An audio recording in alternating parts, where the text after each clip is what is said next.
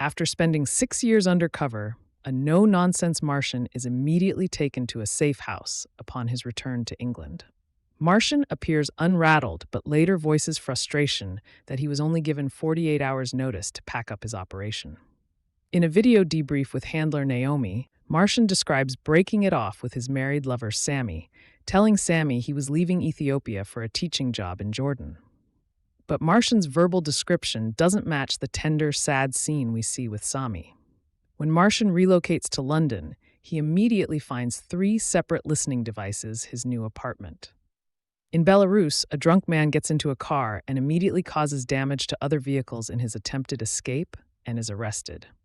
When the scene cuts to the London CIA field office, we learn he is an agent by the code name Coyote.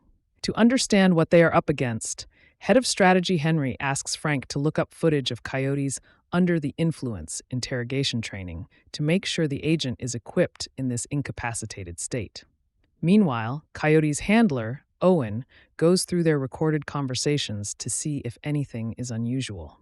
Frank hides his concern, but the footage reveals Coyote was 6 years sober and refused to drink as the training demanded.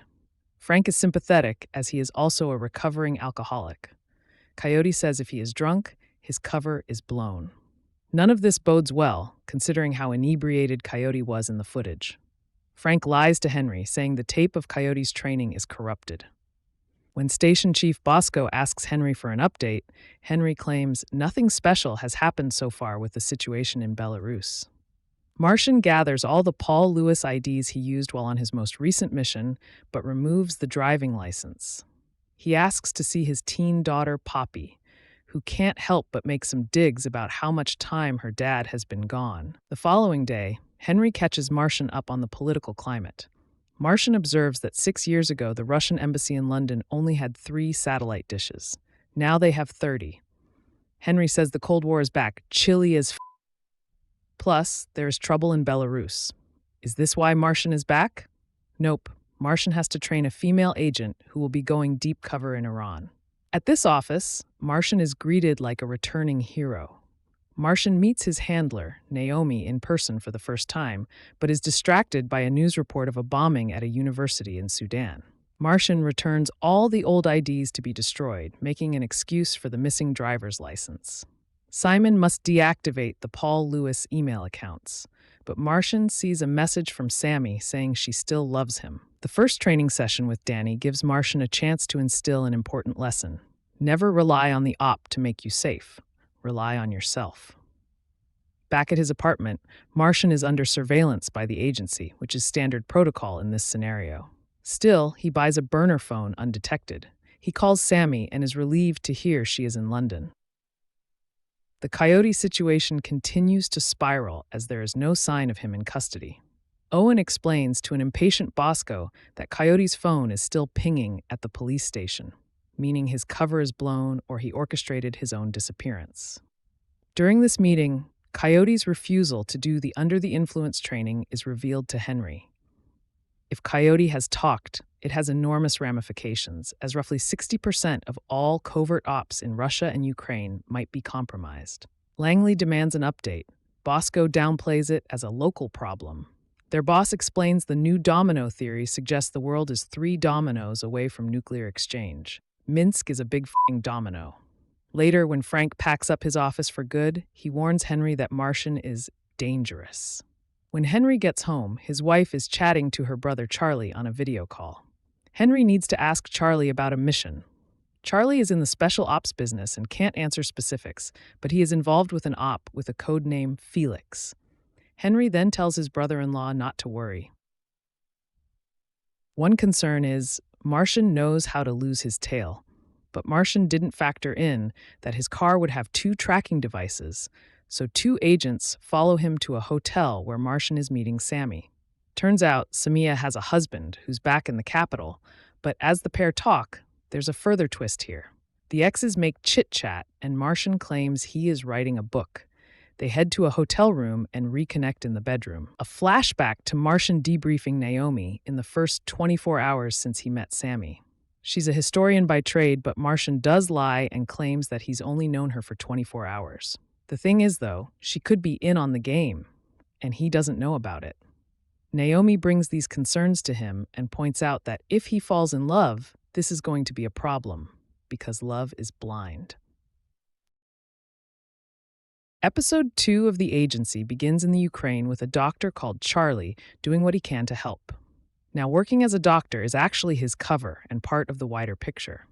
It could also be linked to Operation Felix, too.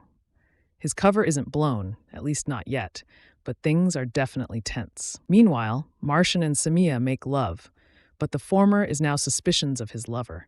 He's not sure if she's working against him or not, but when she leaves the hotel, after Martian fruitlessly checks her phone to see the origin of 3 missed calls, his two tails wonder whether Martin may be seeing a hooker. Paul, though, burns his receipt and heads back to work. As Dr. Rachel Blake shows up at the agency, Martian goes over the current Coyote story with Owen and Blair. The assessment here is that he got drunk, blew his cover, and from the police station was taken to a counter-espionage unit. The Belarusian intelligence service managed to get him sober, and then he went AWOL. More than likely, he's been killed, but given he was at the agency for 16 months before being deployed, the current worries here is that he may have divulged that amount of info to foreign agents. Different agents out in the field are notified, but one in particular seems to be spooked. This is Alexei Orikov. He manages a trucking company for Russian mercenary groups, and Martian sees an opportunity and decides they should use him as a wooden duck. When Martian brings this to Henry, the superior wants to talk about the night he spent at the hotel, but Martian cleverly diverts the conversation over to the current operation. He claims he's been training his security detail, hence the theatrics with losing them, but Martian is definitely not done here. Blake shows up with news that she's here to do a psych evaluation on everyone. Martian, though, takes her into the conference room and shows her the tape of Alexei to assess the situation. Of course, she decides they need to get him out and use him as an asset to try and get Coyote back. Unfortunately, this happens too late as Alexei goes off script and shows up at the airport. It's frantic as the agency work to try and stop him leaving the country while also bringing him in. Owen's approach doesn't work, so Blair takes over, causing friction between the two. Unfortunately, it doesn't happen in enough time as Alexei is taken out the airport and from a taxi bundled in the back of a truck. With the men speaking Russian, he's left tied to a chair and interrogated. Of course, all of this is spearheaded by Martian to see if he's been compromised. Alexei isn't in Russia, he's in London, but he's not to know this at well. They grill him pretty hard, making sure he's still playing on their side. According to Martian, this is their game of wooden duck. If he quacks by pushing him through interrogation, then they're in a lot of trouble, and he may have been compromised. Which also means that Coyote could have been compromised too. Alexei reveals himself to be straight, although he divulges critical information in Russian, including supply drops for medical supplies. This immediately puts their team in Ukraine, with the doctors, in the firing line. Charlie, the leader of this group, receives the covert signal and they pack up their things and leave. Unfortunately, Charles and the duo accompanying him find themselves confronted by a Russian roadblock. All the military guards there surround them, and it soon leads to the trio racing out and a gunfight ensuing. Thankfully, the agents manage to make it out in one piece. While this is going on, Danny is given her cover and the target she needs to glean information from. Her old life is gone now, and her identity shredded. She's going to be thrown in the deep end, with Martian overseeing her deployment. For now, though, her target is a Professor Razi Mortazevi. He runs an exchange program between the London School of Sciences, and he comes to London every 2 years to lecture at the Institute of Geophysics. Danny's job is to be hired and convince him that she'll be joining him in Iran. This is a big ask, of course, and she's pretty shocked at how cutthroat this world is. As for Martian, he does his intel on Samia, and she appears, at least on the surface at least, to be completely legit. They haven't been able to track down her phone details, though, as it's encrypted. However, this is also a test as the man he's hired to get the info does so outside the agency in a dingy, secluded spot. Martian knows how dangerous their job is, and after all, if he's willing to do this for Martian, he could do it for anyone, right? Martian warns the guy that if he does this again, he'll be fired. However, there are niggling doubts surrounding Sammy's validity, so he decides to investigate further. Martian shows at the college Sammy is enrolled at. The trouble is, she hasn't been seen since the first day. She's definitely registered there, which would allow UNESCO to validate her visa, but beyond that, it seems she's a ghost. As the episode closes out, we cut across to Martian in a hospital room in the future, with a drip, narrating how hope can be a dangerous thing. It's clear that something very serious went down. But what? Third episode begins as Martian arranges to meet Sammy at a hotel despite finding out she has been lying about attending an academic conference. Martian takes precautions to lose his tail, but Henry still tracks him down using CCTV. Martian is somewhat cold to Sammy, and he tells her that his book publisher is demanding to see him downstairs, even though it's nearly midnight. Henry confronts Martin, but lies come easily to Martian, who claims he has come to the hotel because he is sleeping with a married woman, though that part is genuine. Henry is furious. Martian is still using the defunct Paul Lewis identity, as it raises a red flag about his mental state. He orders Martian not to go back up to the room. Outside, someone is surveilling Sammy, but it's unclear who this man works for. The following morning, Henry's wife is concerned because the Zoom link she uses to talk to Charlie isn't working. Henry reassures her as best he can that Charlie is okay, without knowing the answer himself. Bosco tells the CIA director it's been determined that the network of the still unaccounted-for Coyote is sound, and that he understands that Felix is an operation of extreme sensitivity. The director says they must recommence this conversation in the cube. This one-on-one room is used sparingly, emphasizing the need-to-know status of this information, which we aren't privy to. Meanwhile, Martian greets Henry as my stalker. Henry admits he also f***ed up recently for personal reasons. I owned it and put it right. Henry is seemingly referring to asking his brother-in-law about Felix. In a conference room, Henry and Martian learn about the 3 men who came up against the Russian forces deep behind enemy lines. They know that if Charlie follows protocol, there will be a 48-hour comms blackout. After his briefing, Bosco updates Henry and Martian that Operation Felix is active again, and they must do whatever it takes to find Charlie and his team. Charlie is already taking tactical steps, switching cars and noting the danger of drones that track by infrared. They need to find woodland rather than taking roads. Despite knowing Bosco can't confirm either way, Henry struggles not to ask questions about Felix because of how personal it is for him. Bosco understands the conflict of heart versus job and soul versus duty that Henry currently faces.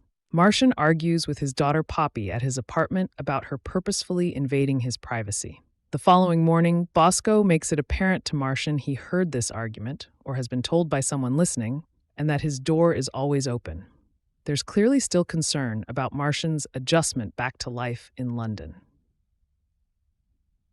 After reviewing all of the Coyote materials, Langley has determined he's likely a double. There are 3 reasons why someone would flip: money, ideology, and love. They have yet to determine Coyote's motives, but they are often financial. The conversation shifts to the needle in a haystack that is locating Charlie. Luckily, they can narrow the search because they know what methods Charlie will use to evade detection. When they put this into motion, Charlie and his 2 colleagues are met by allies who tell them Felix is back on. Resistance men will escort the trio to a clinic where the target is due to arrive in a week. In his session with Dr. Blake, Martian is hostile to the whole process, and the 2 are immediately at odds. We learn Martin's real name is Brandon, and he doesn't see himself as shedding that identity when assuming another moniker. After some back and forth, Martian reiterates the reality of this world is not like the movies. No glamour, no money, no exploding watch. He theorizes that you have to be insane to do this job and that Dr. Blake is not there to help him, but to ensure he stays crazy enough. Martian confirms he's still nuts enough before leaving. Despite Martian walking out on Sammy at the hotel, she agrees to meet him again at a screening of Catch-22. They argue when he brings up the academic conference. Playing the jealous husband, "I already have one of those," she responds. Sami explained it was pointless to go to those lectures to be told by a European academic about her specialist subject. She only enrolled to get a grant. Sami also came to London to escape from a place where she was scared. Outside, Martian confronts her about what she does all day, wondering if she came to London because she knew he would be there.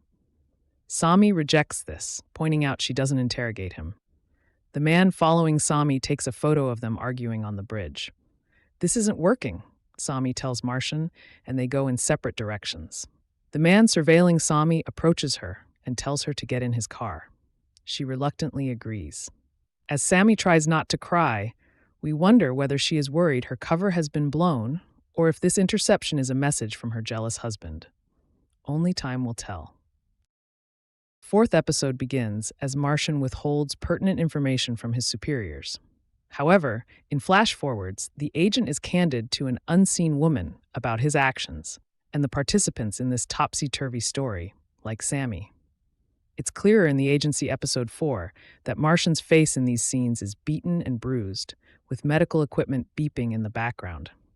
We still don't know who he is talking to or how he got there. However, this episode answers questions about why Sami is in London and who has been following her and Martian. After successfully getting Charlie to safety, Bosco, Henry, and Martian have a different diplomatic incident to handle, a meeting with Belarus officials to help locate the still missing Coyote. Elsewhere, Danny faces a challenging first day on her new mission. In the flash forward, Martian explains Sami's role in top-secret meetings between Sudanese and Chinese officials. A civil war has been raging in Sudan for years, with peace talks rejected until now. American intelligence is unaware of this negotiation or that China is brokering the deal. Martian describes Sudan as a triple play, as they have oil fields, gold mines, and a home port on the Red Sea, and route to the Suez Canal. The entire country is at stake, and Sami is an expert who understands the region and its history. Martian explains Sami was fighting for the survival of her people and to end a bloody war. Back in the present, the CIA preps for their meeting with the Belarusians about locating Coyote, but a congresswoman calling Belarus a puppet state and lapdogs of Putin make things awkward. Henry and Martian agree there will be at least one KGB agent in the meeting, but they tell Bosco they only want to observe, promising not to say a word. Henry immediately breaks his promise, correcting one of the Belarusian dignitaries before Martian joins in. They identify who in the meeting is the man they need to work with, so Martian invites him to a nightclub in Soho the following night. Later, when they meet, Martian gets the ball rolling to get Coyote back using a stolen bike metaphor. Martian tells Henry that he took his number and then finds out that Henry was the one who got the congressman, who owes Langley a favor, to make the statement about Belarus, to lead them down this path. During a negotiation break, Sami receives unwanted attention from a man but handles it fine. Osman comes to help, interrupting to tell Sami that her husband is on the phone, sending a clear signal to this other guy. Osman is a Sudanese Mukhabarat intelligence agent who runs security and is not an employee of Sami's jealous husband. "I have one role here, to guarantee the secrecy of these talks," Osman emphasized earlier. That is why he has been closely monitoring Sami and who she is meeting with. Threads overlap the following day when Osman follows Martian and his daughter Poppy at a shopping mall. Martian and Poppy are making a fresh start at the father-daughter dynamic, and as part of the fun, Martian shows Poppy how to lose a tail, though he thinks Osman is CIA. Naomi briefs Danny that the Institute of Geophysics is hostile ground filled with enemies and targets. As only one student is picked to go to Tehran, Danny will face stiff competition to win that spot. Danny gets an intro to Reza, who runs the exchange program. Later, Danny is giving a lecture, which Reza comes to observe. At the end of the class, he invites Danny to a black tie event and asks her to say a few words on the technology behind distributed acoustic sensing. But Danny knows nothing about her so-called specialist subject and panic calls Naomi. Danny thinks she can learn 25 pages before the event, but hasn't memorized it when Reza arrives. In the car, Reza starts caressing her neck and thigh, clearly crossing a line. Danny says it isn't a good idea. Reza says she is too nervous to give the speech and asks her to get out of the car. It's good she got out of that predatory situation, but it is unclear how she will get picked to go to Tehran now. Martian continues to keep secrets during sessions with Dr. Blake, who asks when the last time Martian had sex and with whom. Martian omits his most recent encounter, saying he can seal his emotions in a box and bury them. Dr. Blake responds that wounds become stories and asks about the gnarly scar on his hand, which he claims was an avocado pit accident. A flashback reveals how Martian got the scar. When Sammy was leading a protest against the military, Martian was hurt trying to find a way to get Sammy to safety. In the present, Martian arranges to see Sammy at her hotel but stops dead when he sees Osman at her door. Luckily, Osman does not see Martian. Martian makes a hasty exit as he tries to untangle who Osman works for. Sammy tries to brush Osman off, but he grabs her and pushes her into the hotel room. Osman stressed that details are his business. So, because Martian made Osman and gave him the slip in the shopping mall, Osman thinks the American is not just a teacher. His name or his life, Osman demands. Sami terribly tells Osman her secret boyfriend's name is Paul Lewis.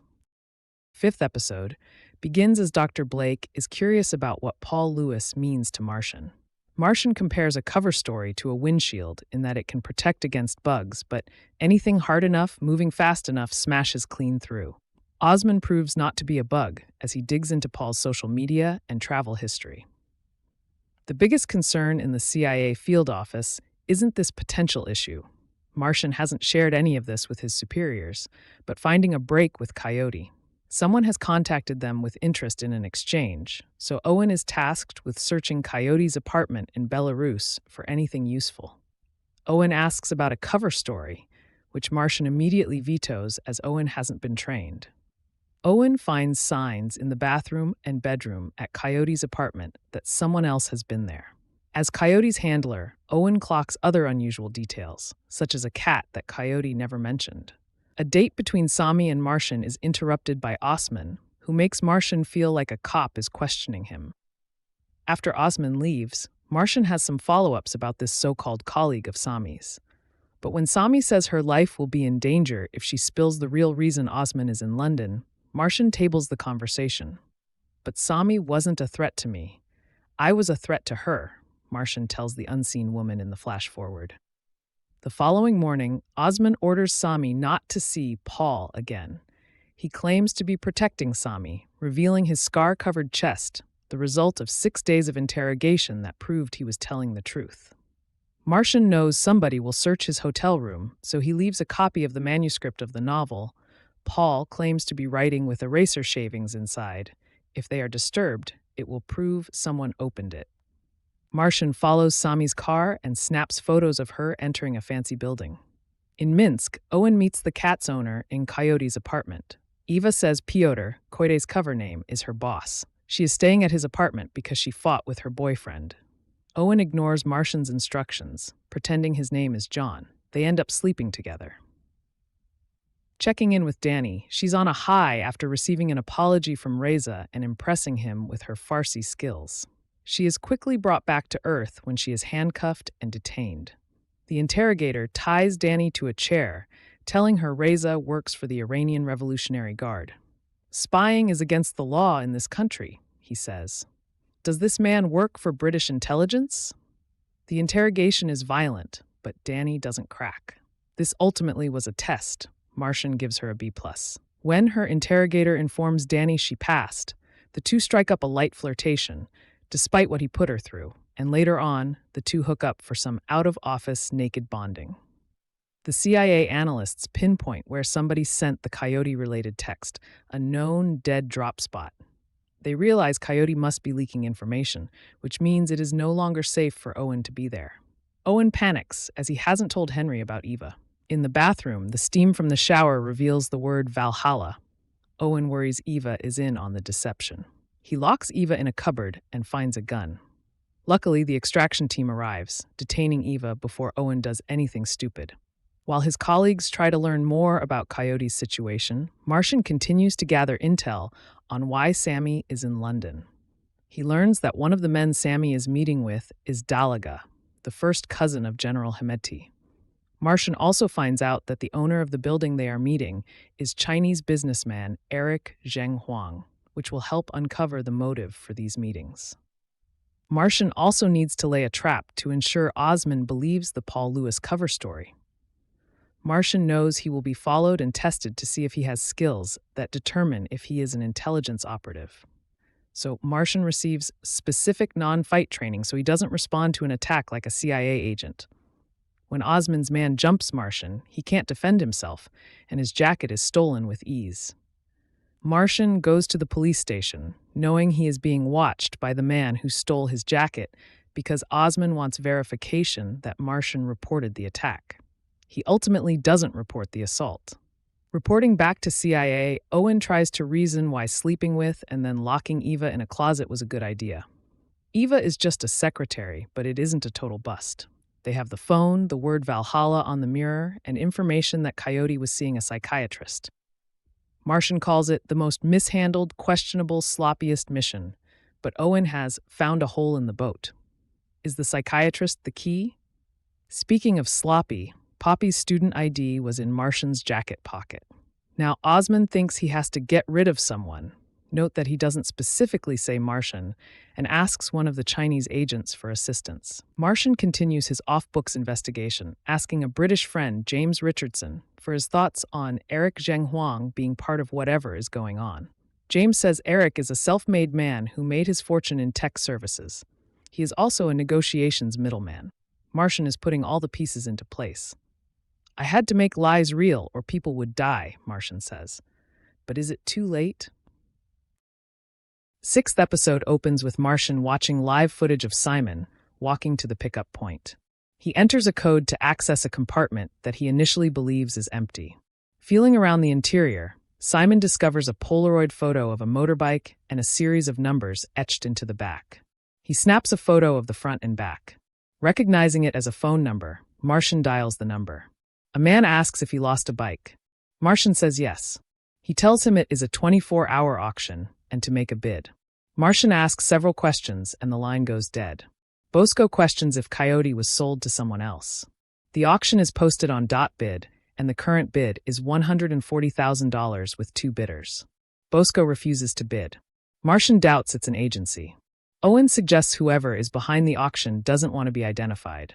Bosco says it doesn't fit FSB's motto. Martian insists Cossack is working alone. The current bid increased by $20,000. Elsewhere, Guo informs Sami Zahir that he canceled the taxi and will drive her wherever she needs to go. He asks her to not leave the hotel unaccompanied. She asks why. He says it is his job to protect her. She asks if it is protection or control. Abdul arrives wearing Martian's jacket. Sami asks where he got it. He assures her that Martian will fully recover. She makes a phone call. The current bid is $350,000. Bosco believes Cossack is bluffing. Martian says they cannot ignore it. Bosco refuses to negotiate until he finds Cossack. Martian studies Mikhail Bortnik, Cossack's first contact. Rain Miller informs Henry Ogletree that James Richardson is downstairs. A short time later, Richardson tells Henry and Naomi that Eric Huang and the de facto ruler of Sudan, General Fatah al-Burhan, are negotiating peace which would give the Chinese full control of the Horn of Africa. Naomi says they were aware of the ongoing peace talks and asks if he has something new to add. Martian arrives to speak with Henry. Rain tells him that he and Richardson are in a meeting. Richardson asks why they were never notified of the peace talks. Martian barges in and says Henry is needed in the crisis room. Richardson and Martian served together overseas. As they walk toward the exit, Martian warns him against trying to deceive him. Richardson vows to make a few changes if he gets C. Naomi educates Danny on the PC-9 Zof. They test-fire the weapon. Naomi warns her against getting involved with Edward.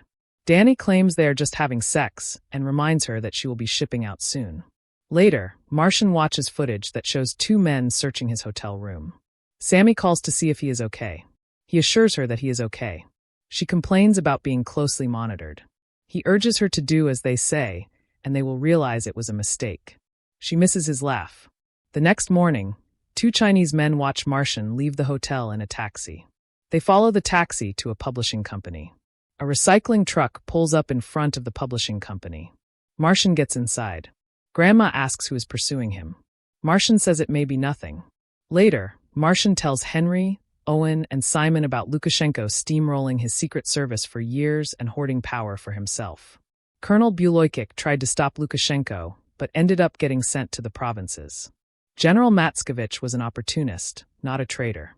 He suggests Cossack is Novikov, a retired KGB general who is still active behind the scenes. Novikov's code name is Vasmino, the octopus. In 25 minutes, the auction will end. Elsewhere, one of the Chinese men following Martian approaches the publishing company. At the agency, Martian calls Matskovich claiming to be his oncologist, Dr. Ian Kemple. When Matskovich comes to the phone, Martian addresses him as Novikov and says he is calling about the motorbike. The call goes dead. Henry insists he is Cossack. Elsewhere, the Chinese man informs the other one that Paul Lewis left his publishers an hour ago. Henry, Bosco, and Martian discuss their options when it comes to auction. Henry stresses the need to make Coyote their priority. Martian suggests the auction is a game to Novikov, who isn't concerned about money, but seeing if he can still play it. The top bid is $1.4 million. Elsewhere, Novikov learns Sun Investors Partner Limited deposited $1.4 million into his account via a Switzerland bank. Henry, Martian, Simon, and Owen listen to an audio of the accountant informing Novikov of the deposit. Novikov orders the accountant to return it. Martian says he may be ready to respond. Simon is listening to Kemple's calls when Novikov calls in. He tells Kemple that his surgery contacted him the other day. Confused, Kemple says he doesn't have an appointment. Novikov insists on seeing him tomorrow at noon and to have a car pick him up at City Airport. Later, Simon notifies Martian that Novikov is en route to Kemple's office. Poppy visits a coffee shop to pick up her ID that someone turned in. A clerk hands her the ID. Osman arrives and orders an espresso. He claims to have met Paul Lewis while attending Lie. She denies knowing him and hurriedly leaves. The two Chinese men follow Martian. Once out of sight, he runs a short distance, stops, pulls out a key fob, and inspects his jacket to find what appears to be a keycard. The Chinese men get into a turbo parcel van. Martian races across the road. Elsewhere, Owen apologizes to Novikov for being late. He makes a call to ask where Martian is. Martian is in a taxi trailing the turbo parcel van. The driver is tracking Martian to Whitechapel Road. He receives a call from a frightened Poppy telling him about a potential African man asking her about Paul Lewis. He says an Uber will arrive to pick her up, but she is to check the license plate. It will take her to her mother's house. She enters a business. The Chinese tracks the keycard to a taxi, but no Martian. Elsewhere, Martian emerges from a taxi and runs toward a bridge. At the agency, Bosco and Henry watch live footage of Owen and Novikov when Martian arrives. Novikov offers to see him information about a 42-year-old investment manager, Pyotr Rybak, Coyote. Henry curses. Martian demands proof that Coyote is alive. Novikov says they will keep him alive for 5 more days, but there is no proof. He asks for CIA audio recordings made on February 11, 1989, at Vogelsang Barracks outside Berlin. Bosco authorizes the deal. Martian asks where is Coyote. Elsewhere, Gua and Sammy enter an elevator. When Osman arrives, they find her gone. She is walking down the sidewalk. Osman scolds Gua. Elsewhere, Novikov warns Martian that he will watch his family burn. At the hotel, Sammy arrives at Martian's room to find it empty. Novikov listens to the 1989 recording. Martian orders Owen to stop the tape.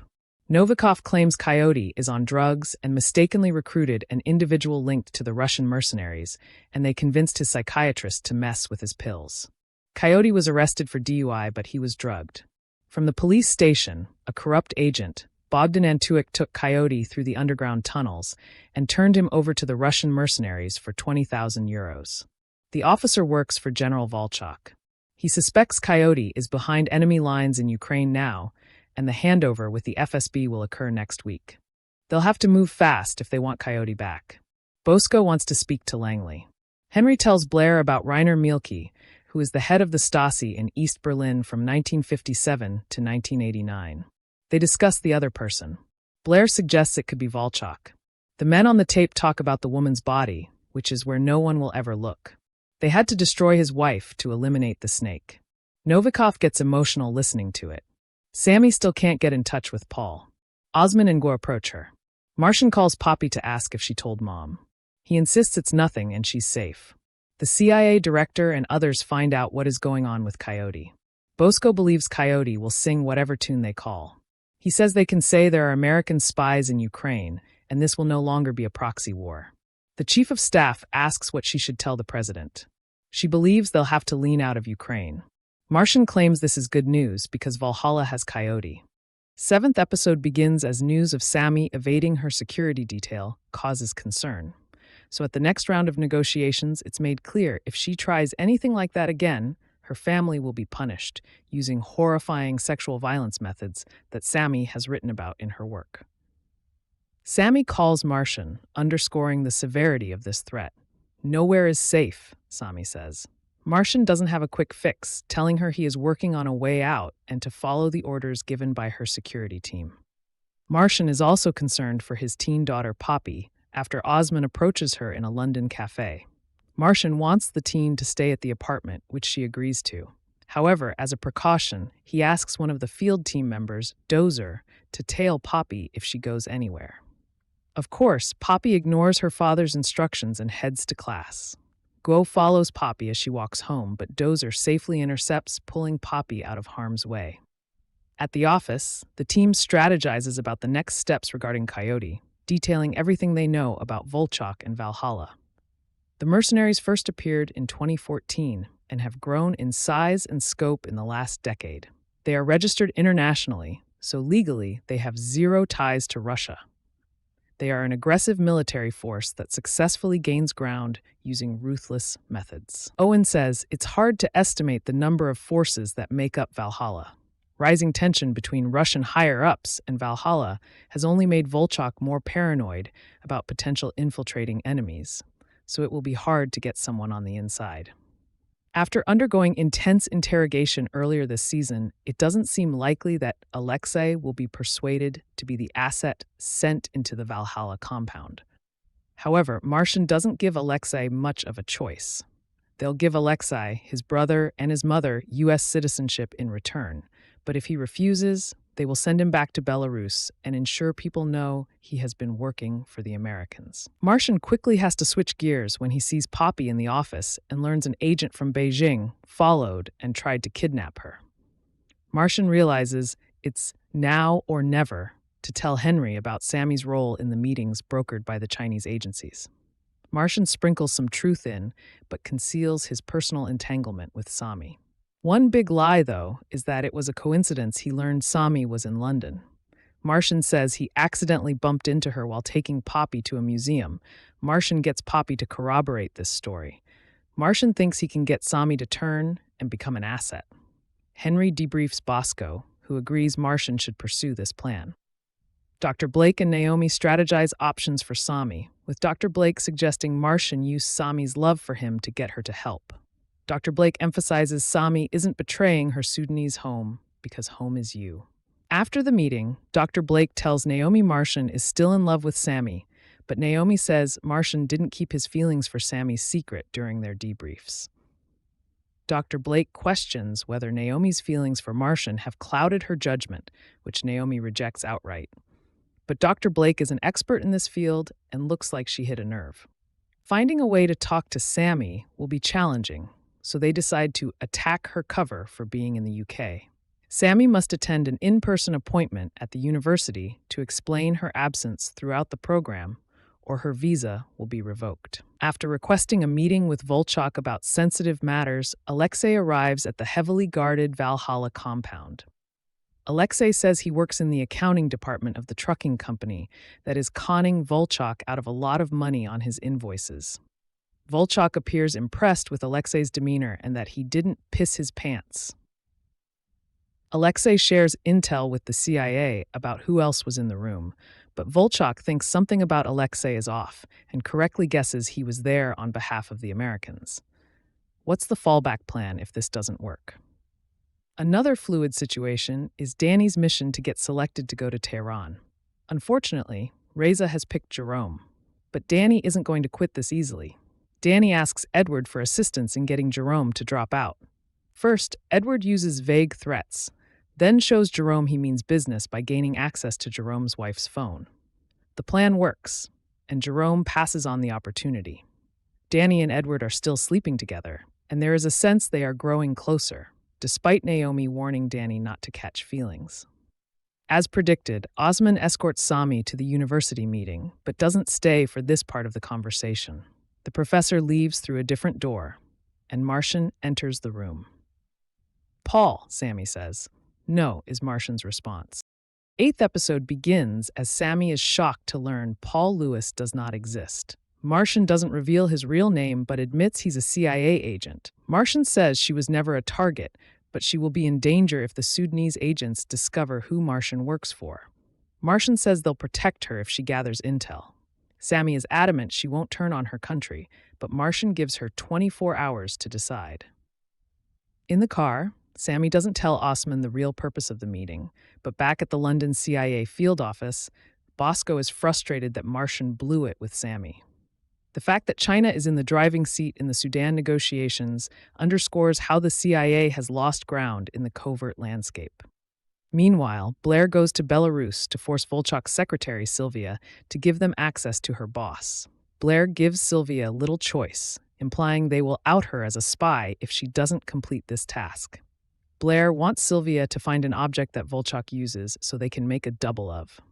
Cell phones are not an option, as Volchok changes his burner every few days. British intelligence agent Richardson meets with Bosco to discuss updates and strategy regarding Sudan. He reminds Bosco the Brits have no power over China. "It's your great game now," he tells Bosco. Martian is unhappy to see Richardson getting involved again. Sylvia has sent a photo of Volchok's boots, which they will make a replica of.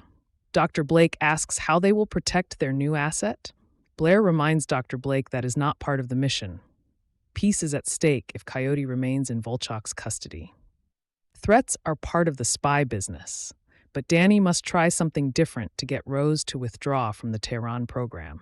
Danny takes Rose out to celebrate, plying her with booze and drugs to find something she can use. Rose mentions her mother wants to go to Switzerland so she can die on her terms, but her Catholic family is against this choice. At the negotiations the following day, Sami passes out at the table. In the bathroom, she reveals to Osman the CIA approached her, but she told them to f off. Osman promises he will get Sami out of this sticky situation. Osman informs Dalaga and Guo that the CIA has made a move, and they need to move the negotiations to Cairo. Guo tells Osman to take care of Sami. He'll deal with the rest. Posing as representatives from Assist UK, Danny and Naomi visit Rose's mother to help her with her wish to go to Switzerland to die. Danny is distracted throughout, and Naomi admonishes her in the car for a bullsh performance. Naomi warns Danny that she has gotten too close to Rose, and that friends and targets are two groups that cannot overlap. The Brits might not have as much power as they once did, but the twist is Richardson has been playing both sides. "The Americans did as you said, tried recruiting her," Guo tells Richardson. The two meet at a museum to arrange the next steps of a plan that will benefit both the British and Chinese intelligence agencies, though it feels like Richardson is the one making a play. Richardson gives Guo a flash drive containing evidence that two Russian operatives are working in the U.S. Energy Department to apply pressure on the CIA. Bosco, Henry, and Martian are surprised when Guo shows up at their meeting with Sami as her representative.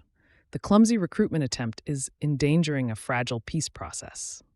However, Henry reminds Guo the Chinese have ignored spy agency protocols during these negotiations. Guo suggests they didn't tell them because the CIA leaks like a sieve. Guo also informs them that the negotiations are moving location, Sami is no longer participating, and they don't need U.S. involvement. Bosco says he doesn't care about diplomacy as he works in intelligence. "You want nothing from me? Nothing has a price tag. Nothing is extremely f***ing expensive," Bosco says. But Guo has something else up his sleeve. The flash drive with the Russian spy intel. The Americans no longer have the upper hand.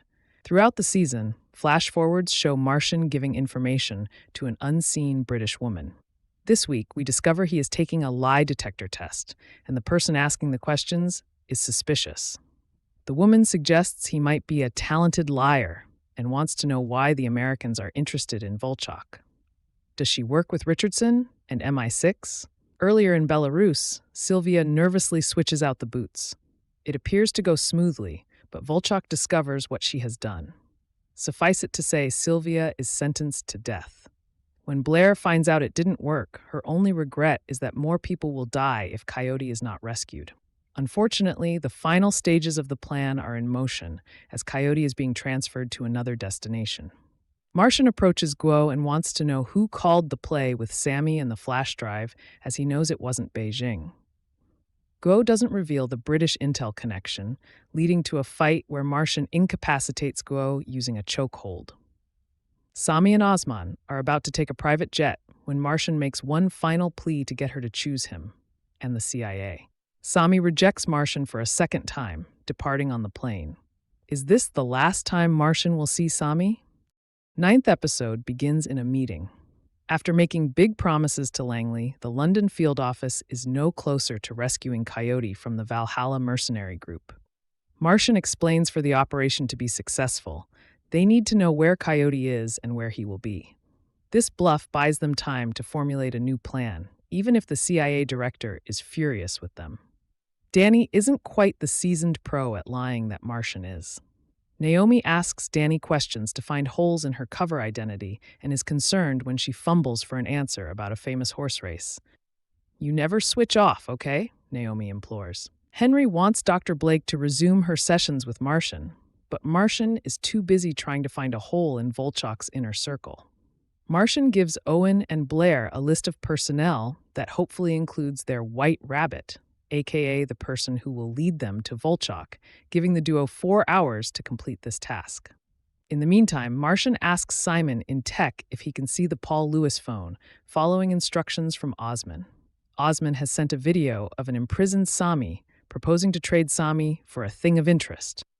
Martian arranges to meet Osman under Southwark Bridge in London later that day. In Ukraine, behind enemy lines, Henry's brother-in-law Charlie is back working at the clinic as part of Operation Felix. Dr. Koval and Butenko, the two Ukrainian special forces, report that the Russian FSB intelligence agents are sweeping the clinic. They speculate that their target, Chekhov, is on his way. Back in London, Blair narrows down the list to one person. She explains that working for Volchok is a career maker, leading to promotions in different military and political sectors. That is for all but one, Leo Kravitsky. Blair has access to Leo's messages, in which he openly discusses his dissatisfaction. The team gets to work on their white rabbit, posing as a paranoid Volchok. They ask him to head up a new team and draw a list of men we trust, men we don't. They also give Leo part of a poem to recite to an already selected member of this trusted squad. While plans are finalized, Martian meets Osman to hear his demands. Osman wants the names of the people Martian recruited in Addis in exchange for Sammy's life. Martian has 48 hours to complete this. Elsewhere, Reza is giving his farewell lecture at the university before returning to Tehran. Danny starts a conversation with Reza's wife, Azar, and answers many questions, including the name of the horse race she flubbed with Naomi. Luckily, Danny now knows the minutiae of her cover alias. Reza tells Danny that Azar isn't his wife, but someone sent to ensure that there aren't any problems. Luckily, Danny's alias had 0 holes, and Reza picked Danny to go to Tehran. Even though Dr. Blake hasn't had more time with Martian, she warns Henry that Martian should not return to the field because he has PTSD triggers, hypervigilance, aggression, paranoia, avoidance. Risks include delusions of omnipotence, invincibility, invulnerability. Henry wishes Dr. Blake had told him sooner. Martian is headed to Belarus to meet Leo. The meeting with Leo goes according to plan. Leo doesn't want to assist the CIA, but they take photos of him taking American dollars from Martian. If he doesn't help, he is a dead man anyway. Leo does as instructed, giving Martian vital intel, revealing the secret itinerary for the Russian Deputy Defense Minister on his forthcoming frontline visit. Colonel Oleg Dymushenko is traveling with the minister and is in charge of security. Dymushenko is Volchok's former protege, which is why Volchok is handing Coyote over to him. Volchok has political ambitions and wants to meet with the minister. Henry says there's one place on the list they can't use, and Martian knows the clinic is a no-no for a potential handover site. However, Martian told Leo to arrange the meeting at this spot because they needed an edge with the team already on the ground. How dare you a mission that isn't even ours, says Henry. Martian argues it's all one mission and that rescuing Coyote is more important than Operation Felix. Despite not being told the details, Martian deduced that Charlie and the other two men are a kill team sent to assassinate the deputy defense minister, and there is a strong chance they would not get out alive. Charlie is told the target is no longer the objective, and they have new orders. The two Ukrainians are unhappy, but reluctantly agree to the new mission. Leo gives Volchok the location of the Coyote handover, and the London office runs through the plan one final time. Henry can't stop Martian from pulling the strings, but is tracking where Sami's plane landed, deducing that Sami is being held in a prison black site. Martian hasn't told anyone about his communication with Osman, but doesn't hand over the names of his recruits as instructed. "You just killed her," Osman texts Martian. However, does Martian have another plan up his sleeve? Coyote could still make it back. "I knew I never would," Martian says in a voiceover. What exactly will Martian risk in the name of love? 10th episode begins as Martian is riding a motorbike on his way back to the office when he gets a call from Owen. "We have a situation," Owen says. Owen suggests aborting the Coyote mission, as General Volchok's Valhalla troop is more considerable than expected. Martian disagrees, telling Owen the team should move the kill zone 300 meters up the road.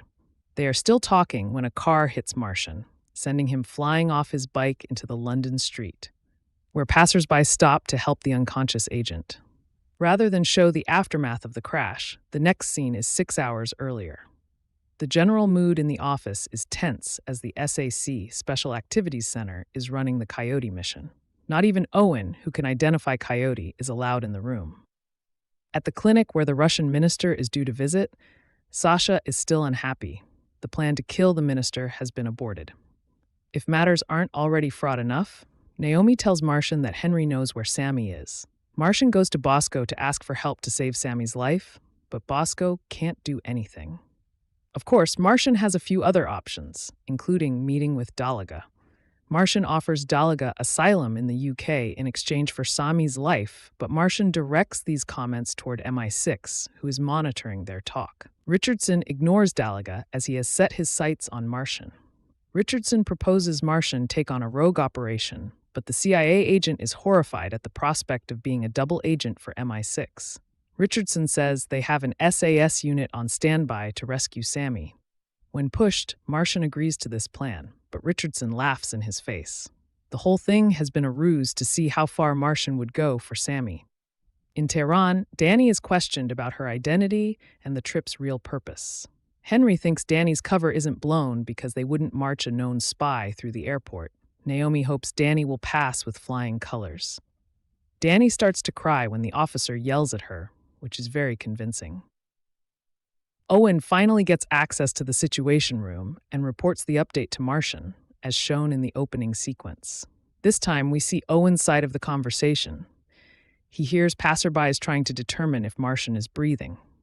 Naomi goes to the hospital, where a doctor tells her that Martian is in surgery to remove a clot between the skull and brain. But Martian isn't in surgery because there is no blood clot. As we learn, Richardson orchestrated the crash. If Martian refuses to talk, the blood clot story will become fact, and doctors will tell the CIA that he didn't survive surgery. Throughout the season, flash forwards have shown the Martian sharing his story. Now we know it is Richardson who he's been talking to. At the London office, the Coyote convoy is 5,000 meters from the kill zone. At the clinic, Sasha excuses himself to go to the bathroom during the Russian minister's photo op. Sasha retrieves a hidden handgun, and when he joins the line of well-wishers, he shoots the minister under the armpit because he is wearing a bulletproof vest. Sasha runs, but the Russians quickly shoot him dead. Charlie and Dr. Koval are told to give medical treatment, and they realize their original target might live. Nearby, the convoy stops to assess what is happening at the clinic. Coyote is allowed to go to the bathroom, giving Owen a clear visual, and he confirms his identity. Unfortunately, they are 100 meters outside of the kill zone. Charlie and Dr. Koval load the minister onto the chopper and decide to complete their original mission for Sasha. As they exit the helicopter, Dr. Koval rolls a grenade inside and closes the door. It explodes as it takes off, killing everyone on board. The convoy hears this explosion and immediately starts to move. When the convoy enters the kill zone, the U.S. Special Forces launch their assault and kill every single man, including General Volchok. Coyote is alive, and Charlie and Dr. Koval arrive unscathed at the extraction point. Henry is relieved to see his brother-in-law is okay, contacting his wife at the first opportunity to tell her that Charlie is safe. In other good news, Danny passes her interrogation and is met at the airport by Reza. Naomi breathes a massive sigh of relief when she receives Danny's confirmation email that she is safe. Now, Danny has to get to work, infiltrating the Iranian nuclear program. Naomi visits Martian in the hospital and tells him they got Coyote. Everything's going to be fine. The scene cuts to Martian asking Richardson if they have a deal, making good on rescuing Sammy. While Richardson doesn't explicitly confirm, his tone suggests Sammy will be okay. Richardson gives Martian a to-do list that begins with returning to work and embracing a hero's welcome. Move up the ranks, become very important, and we'll meet from time to time, says Richardson. The rogue MI6 agent wants it to be business as usual, with a betraying your country twist. Richardson says he can be a spy in the field with the comforts of home. All you have to do is keep a secret, is Richardson's ominous command. Martian has made a devil's bargain, but will he keep it?